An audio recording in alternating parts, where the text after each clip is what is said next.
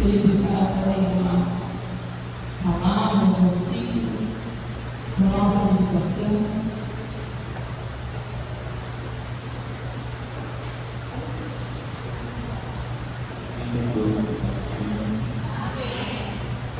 O versículo se encontra em 1 Pedro 2:9.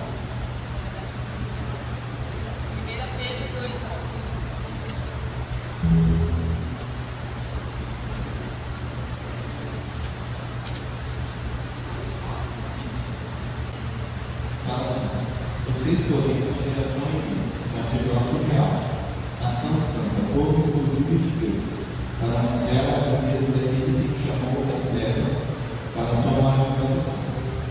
Esse versículo fala que tem dois pontos que eu queria falar para vocês. O primeiro ponto é como Deus nos ama. E aqui fala, geração eleita, sacerdócio real, nação santa, povo exclusivo. Então ele escolheu cada um aqui a vida. Ele sabe qual é a vida de cada um aqui, quanto ele nos amou, tirou a gente das trevas, do pecado, trouxe também para a maravilhosa luz. E então, nessa primeira parte é isso. A segunda parte fala sobre anunciar a palavra dele, né? Para anunciar a beleza daquele que nos chamou das trevas para a sua maravilhosa luz. Então, demonstrar esse amor que ele teve pela nossa alma, pela nossa vida, as pessoas que estão à nossa volta, as pessoas que precisam de Deus. Mostrar isso através das nossas atitudes, das nossas escolhas na vida, durante esse momento, mostrar para as pessoas quanto Deus é maravilhoso, quanto Ele nos ama, e mostrar que Ele é bom, só Ele é a salvação, como Ele fez com as nossas vidas, nos tirando do pecado, nos tornando uma pessoa nova através da palavra dele. Amém?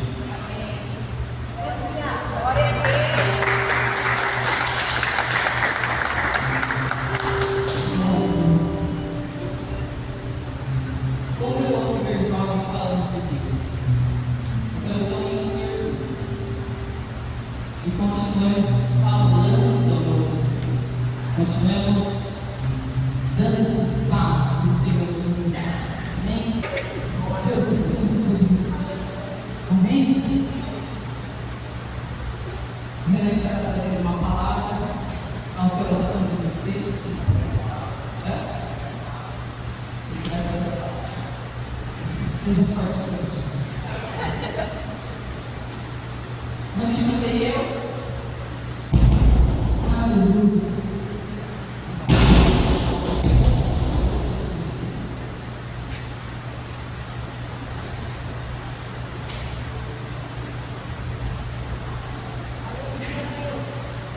Glória a Deus, nós somos já.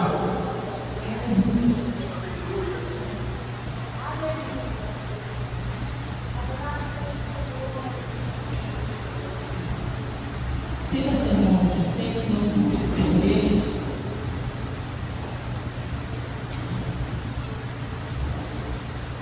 Senhor Jesus, aqui está o teu filho diante de ti, da tua presença. Pedimos para que o Senhor fale conosco, a tua palavra venha de encontro ao nosso coração. Venha ao encontro daquilo que nós precisamos, do que nós temos buscado, Senhor, em ti. Fale ao nosso coração.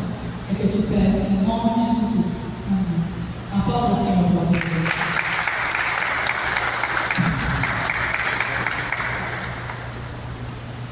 Fala assim, eu não sei pregar, mas eu vou trazer algumas reflexões que eu tenho tido nesses últimos tempos, essas últimas semanas. Então, é mais compartilhar a reflexão minha da palavra do Senhor. Amém? Se vocês puderem abrir aqui, lá em João, capítulo 4.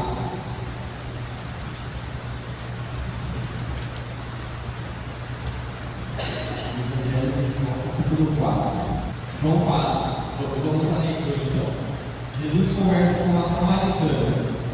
Os fariseus ouviram falar que Jesus estava fazendo e batizando mais discípulos do que João, embora não fosse Jesus quem batizasse, mas os seus discípulos.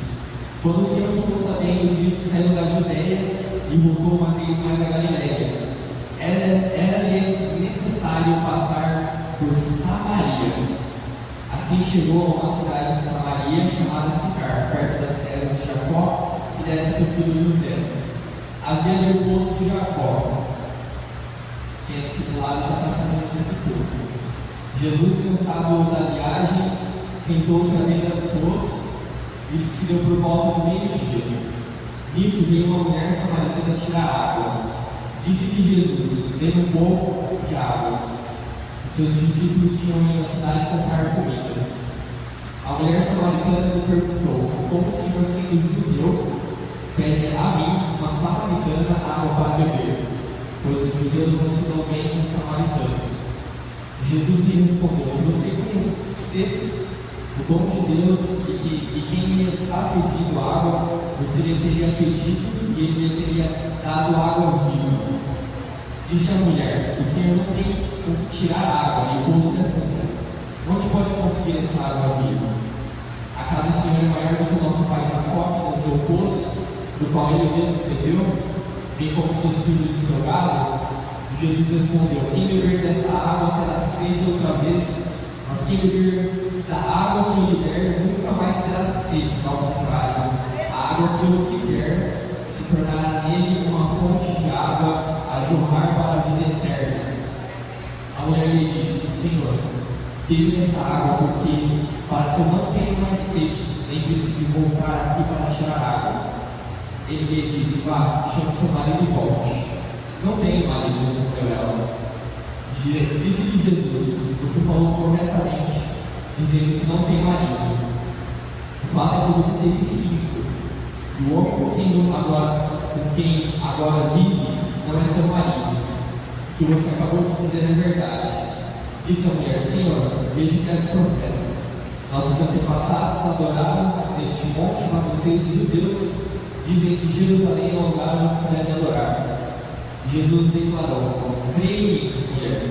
Está próxima a hora em que vocês não adorarão o Pai, nem neste monte, nem em Jerusalém. Vocês, samaritanos, adoram o que não conhecem, nós adoramos o que conhecemos, pois a salvação vem dos judeus. No entanto, está chegando a hora, de fato já chegou, que os verdadeiros adoradores adorarão o Pai em espírito e em verdade. São estes os adoradores que o Pai procura, Deus em espírito, e é necessário que os seus adoradores o adorem em espírito e em verdade. Disse a mulher: eu sei que o Messias chamado Cristo está para vir. Quando ele vier, explicará tudo para nós. Então Jesus declarou: eu sou o Messias, eu estou falando com você. Os discípulos voltam da cidade. Naquele momento, seus discípulos voltaram e ficaram surpresos ao encontrá-lo, conversando com uma mulher. Mas ninguém perguntou: o que quer saber ou por que está conversando com ela? Então, deixando seu cântaro, a mulher voltou à cidade e disse ao povo: venham ver um homem que me disse tudo o que tenho feito. Será que ele não é o Cristo? Então saíram da cidade e foram para onde ele estava. Enquanto isso, os discípulos insistiam com ele: mestre, come alguma coisa. Mas ele lhes disse: tenho algo para comer que vocês não conhecem. Então seus discípulos disseram uns aos outros: será que alguém me trouxe comida? Disse Jesus: a minha comida é fazer a vontade daquele que me enviou e concluir a sua obra. Vocês não dizem: aqui há 4 meses haverá colheita? Eu lhes digo: abram os olhos e vejam os campos, eles estão maduros para a colheita. Aquele que colhe recebe o seu salário e colhe o fruto para a vida eterna. De forma que se alegram juntos o que semeia e o que colhe. Assim é verdadeiro ditado: o semeia e o que colhe. Eu os enviei para colherem o que vocês não cultivaram. Outros realizaram o trabalho árduo e vocês vieram a usufruir do trabalho deles. Muitos samaritanos naquela cidade creram nele por causa do seguinte testemunho dado pela mulher: ele me disse tudo o que tenho feito. Assim, quando se aproximaram dele, os samaritanos insistiram em que ficasse com eles, e ele ficou 2 dias, e por causa da sua palavra muitos outros creram. E disseram à mulher: agora cremos, não somente por causa do que você disse, pois nós mesmos ouvimos e sabemos que esse é realmente o Salvador do mundo. Até aqui, eu li um vídeo também, né? Mas foi proposital. Todos já conhecem a passagem da mulher samaritana?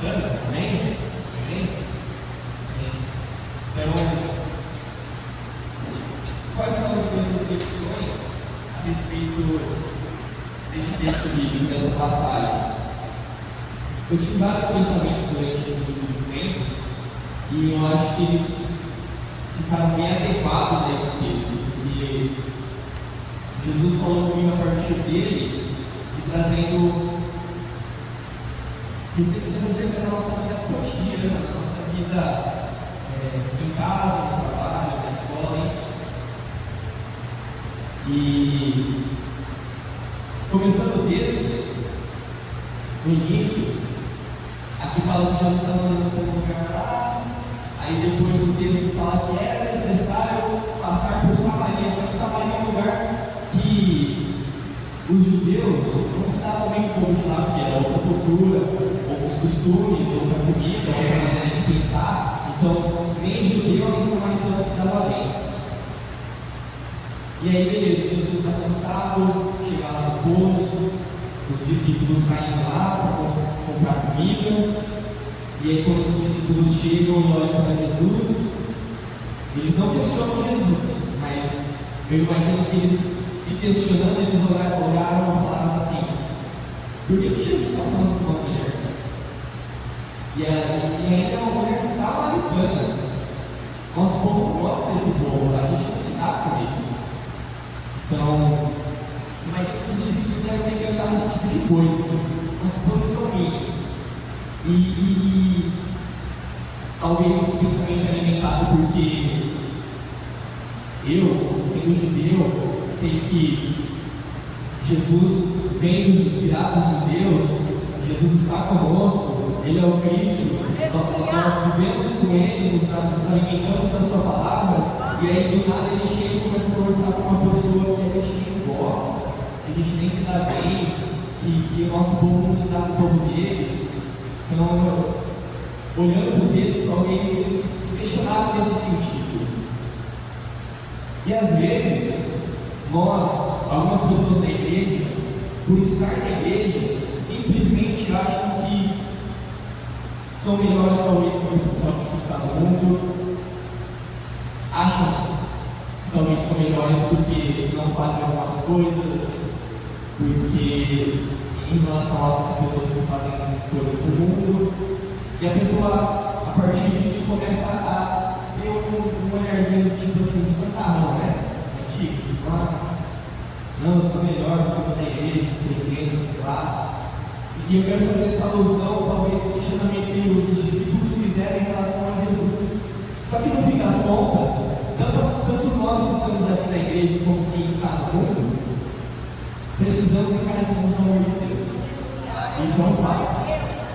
Então, Jesus nos dá o direito de olharmos para trás do que está no nosso olho e não nos fiz o que está no olho do nosso irmão. Esse direito que Ele nos dá. Não te julgar, porque cabe a Deus julgar. Jesus sempre falava isso, é Deus que julga, não devemos julgar o outro. Não que nós devemos abraçar o pecado, não, mas é não julgar o pecado do outro. Uma coisa é você não concordar, outra coisa é você julgar o pecado do outro. E Jesus, ele era necessário que tivesse que passar por Samaria.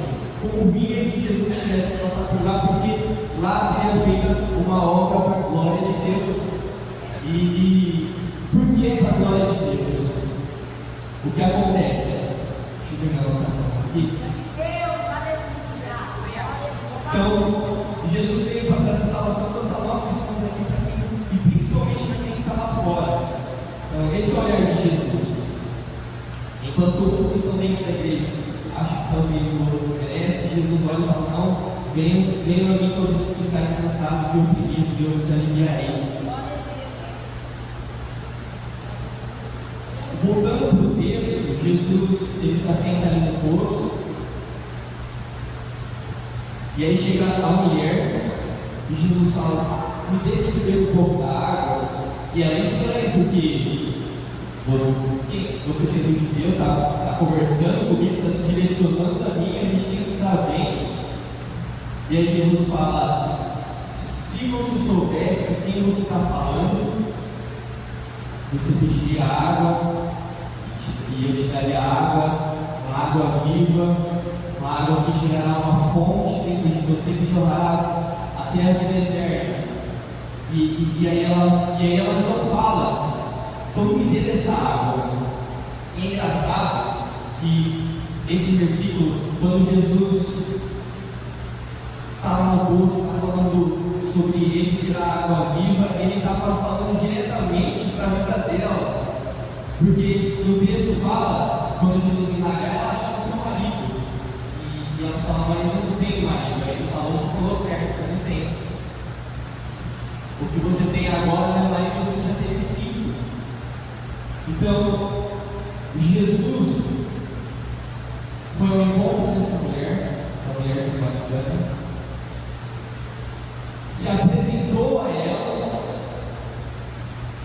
e quando ele falou lá que dele será água viva, de uma água que sacia a sede de fato, ele estava falando para ela que ele era aquilo que ela estava procurando todo o tempo, porque ela tinha uma necessidade afetiva.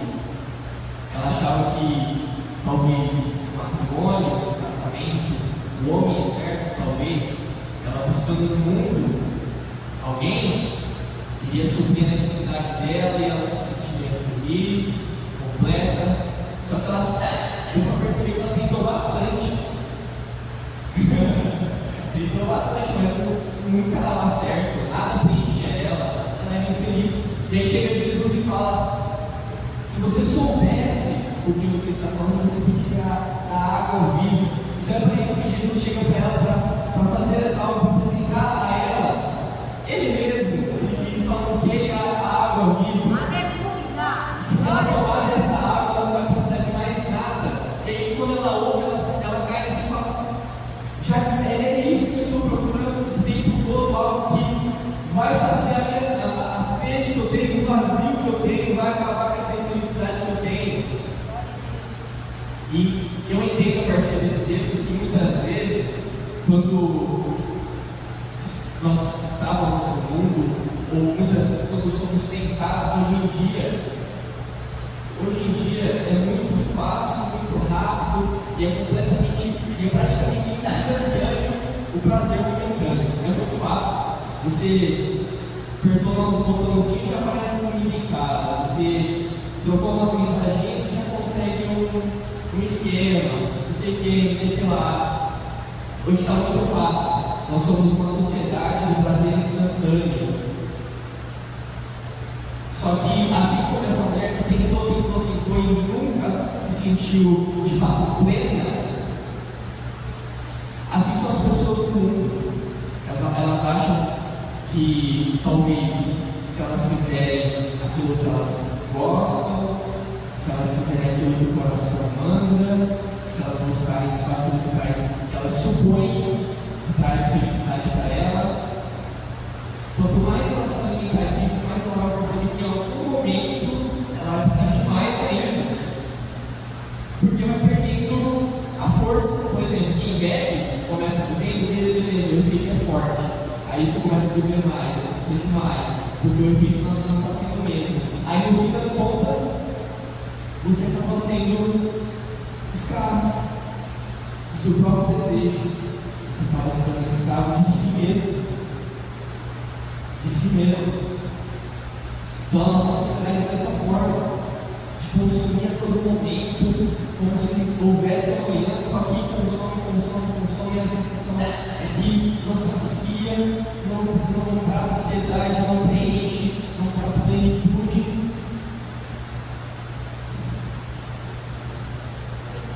Então,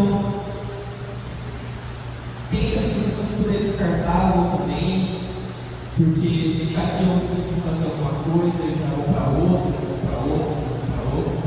O mundo fala que as pessoas devem seguir aquilo que está no coração delas. Só que a Bíblia fala o seguinte: o coração do homem é enganoso. Então a gente não tem que seguir o nosso coração. Nós temos que seguir aquilo que Jesus fala para nós, aquilo que está na palavra. Essa é a nossa referência. Enquanto as pessoas acham que a referência é buscar felicidade não importa como, a nossa felicidade está em Cristo. Porque em Cristo nós temos uma água viva que gerará em nós uma que chega até a vida eterna. Então é algo que traz ansiedade, é algo que nos preenche, é algo que não é momentâneo, porque quem está no mundo e eu tenho Jesus em mim, e Jesus me mudando, me transformando, me traz a liberdade de falar assim, me traz na verdade a capacidade, me muda a ponto de eu falar, não, eu não quero pecado, eu quero a Deus. Então na verdade quem que é preso? Quem está escolhendo ou quem não consegue escolher? Então hoje eu entendo que era muito bom isso, porque eles eram escravos dos seus próprios desejos, mas Jesus não me fez escravo dele, mas me tornou filho. E me deu a liberdade de escolhê-lo, me deu a liberdade de não escolher o pecado, me fez livre, na verdade, do pecado. Então nós não somos mais escravos do pecado, escravos do mundo.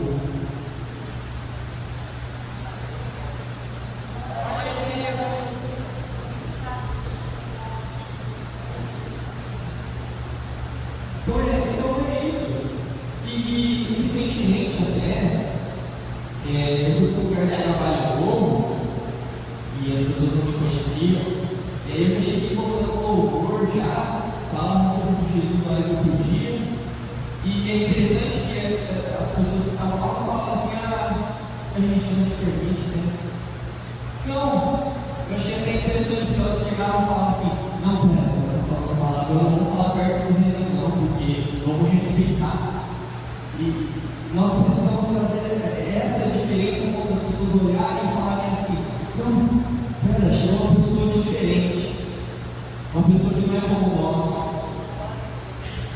E a pessoa para de falar palavrão, para de falar besteira, não sei o quê. E eu acho que é isso, as pessoas reconhecem Cristo nas nossas vidas.